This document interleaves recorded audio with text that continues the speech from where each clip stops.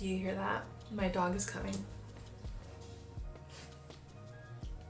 Oh, girl, no, that's my screen, don't. She likes going around the house and chasing the flies, and usually the flies end up going to the screen of the window, and then that's when she attacks, and then she fucking breaks my screens.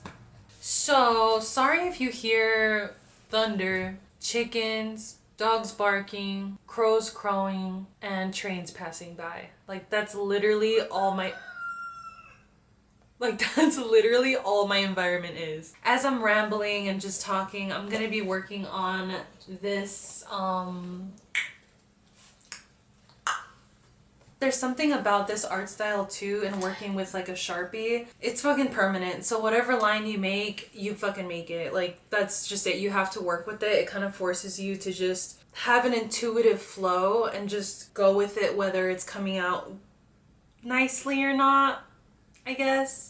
So I have been training for this job, and this job is very physically demanding. One of the most physically demanding jobs I've ever had. And I technically don't even still have the job because I'm in training. And if I don't pass my training, well then there's no job. I've had so much anxiety over this job, thinking that like, oh, if I don't get it, like it's over for me. Like, this is like a one in a lifetime opportunity where I can like really earn a lot of money and get like my coin up and be good and this and that. But you know, deep down, I just know that this job will not make me happy. So yeah, I've been working my ass off like crazy for this job. Like, you have no idea. Like, I have been going to extra training, like under the table extra training to like get my shit up so I can like pass these tests and all that. And I'll be waking up like at 4 in the morning, super disciplined, just to go grind, go do that, go to the training. All for what? Like, for a job that I don't really want?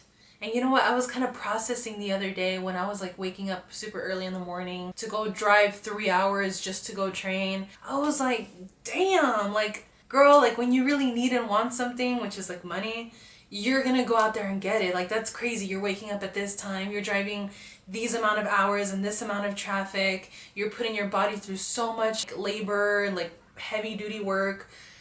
Girl, you're driven. So why can't you be driven when it comes to the things that you actually desire and want in life? Like your art, like your photography, videography. Why don't you put all of your energy, all the energy that you're putting into waking up early, having to go to training, all the traffic, blah, blah, blah. Why don't you put all of that drive into something that you actually want? I'm believing in a job opportunity because I'm gonna have a paycheck. Because a boss is gonna tell me, okay, you worked this amount of hours, here's your money. Thank you for slaving away your body and time and efforts. Here's your fucking paycheck. So I believe in that. I believe in that system. But why can't I believe in my system? Why can't I believe in me? You get me? Like, why can't I believe that I can wake up early, start up a routine for myself where I'm creating and pushing out whatever I want to create? Like, and it's probably because a paycheck isn't guaranteed with that. You get me? I mean, I know there's ways to like market yourself as an artist. I know that there's ways to, you know, earn a living off of your creativity. I get that.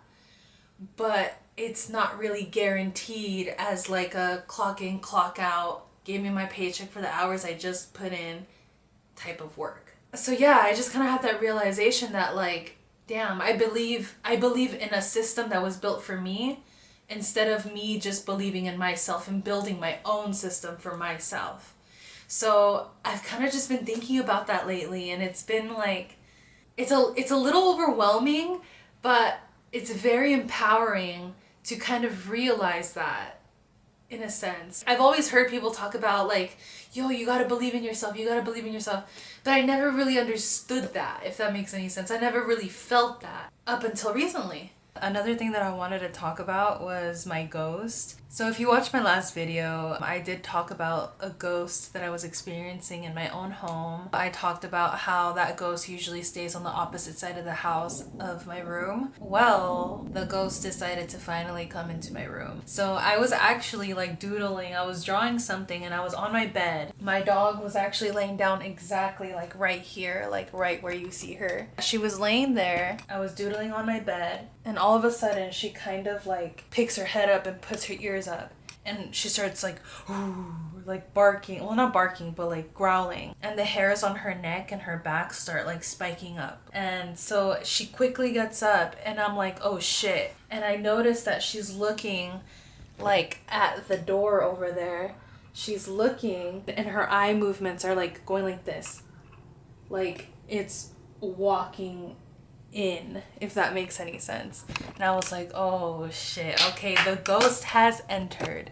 The ghost has entered my fucking room. And yeah, I'm just on my bed and she's like looking at me and like looking at the ghost like, bitch, are you seeing this? And she's like, and that's when she starts like barking, not like crazy barking like, but kind of more like a deep like, and then she takes like a long pause and then again, and then she's eyeing it, and it starts going into like the bathroom area, like the closet bathroom area, like right behind me over there. And she's just standing right there, kind of by where my rug begins. She's just standing there looking in that area, barking, and like, not barking, but mostly like growling with her hairs up and her ears are like going crazy. And so I get up from my bed and I start kind of like walking over, and she kind of like intercepts me. She kind of like crosses her body so that way I don't keep going any further. And she looks up at me like, bitch, like, do you not see that I'm trying to protect you, ho? Like, stay the fuck back.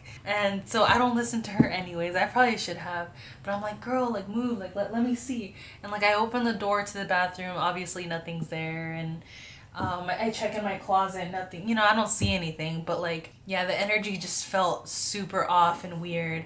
And then she just kept her eye over there for like quite a while, and then it left my room because she saw it when it left my room. And her eye movement started following over there, and out the door. And it wasn't like a bug that she saw or anything, like a fly, because she usually chases them wagging her tail. Like, she's like excited to like catch them and chase them. But whatever she saw was not that, because she was like on full alert mode, and like, yeah, all the hairs on her back and her neck were standing up. But yeah, it entered my room and then left. It was probably in here for like, what, 20-30 minutes? I just kept doodling because like, I mean, what am I gonna do? Like, really, like, what am I gonna do? And then the other day, my mom was here, and like I said, this ghost likes to fuck with my mom mostly. So yeah, at the front door, on my front door, we have two doors. We have the wooden door, and then we have the metal door. My mom was only gonna step out of the house for a couple hours because she just needed to go to the store, and she wanted to leave the wooden door open, but the metal one locked, like closed and locked. So that way, you know, airflow, you know, throughout the house. She was only gonna be gone for a couple hours, so like, yeah, it's cool. She gets back home, she gets to the front door, and she notices both of the doors are closed. But she remembers purposely leaving the wooden one open and just the metal one locked. But then she just thought that the wind could have just easily like closed the wooden one too. So she unlocks the metal gate and she goes to open the wooden one, and it's completely locked. So she's like, what the fuck? Like, it should have just been closed, not locked, because the wind, you know, would close it, not lock it. She unlocked it, and then she tried opening it again, and it was still locked. The top one now was locked as well. So not only was the little knob one, because you know how there's two, like the little one at the bottom and then there's like that big latch one at the top. That big latch one was also locked. That top latch one is very hard to lock. Like, even me, a fucking physical human being, has to put my weight on the door. Like, I kind of have to like bump it and then lock it for it to like twist, because the wood is like bent a little bit and it won't lock until you kind of bump it. So when she told me that, I was thinking in my head like, damn, this ghost is like girthy as fuck, because that shit put weight on the door just to lock it. I don't know. I think I'm giving this ghost a little bit too much power. I think it likes the attention. So I think I'm just gonna stop talking about the ghost that's in here, or the spirit that's in here, because it's a little attention whore. As soon as it hears that it's being talked about, it like wants to act up. So I'm not gonna give it more attention. I'm just gonna leave it like that. So I hope that this is the end of the ghost story videos, because I honestly don't really feel like dealing with more. I mean, like I said, it's not that big of a deal. I personally don't care, but my mom, she's a little bit more frightened by it than I am. And yeah, so I don't want her to deal with this anymore. Look at those ears. Say bye.